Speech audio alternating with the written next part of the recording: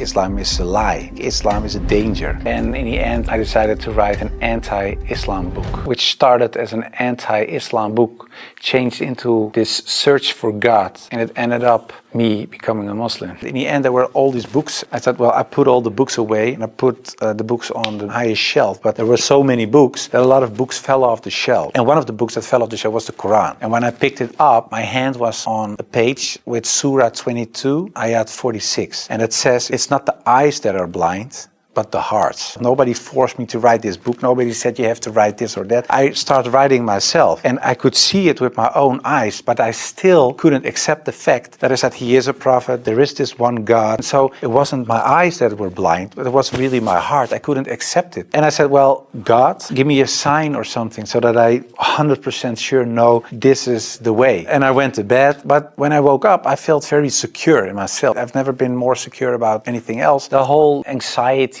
or the whole doubting issue, it disappeared. And I thought to myself, well, I think I'm a Muslim. Well, and then of course I had to tell other people.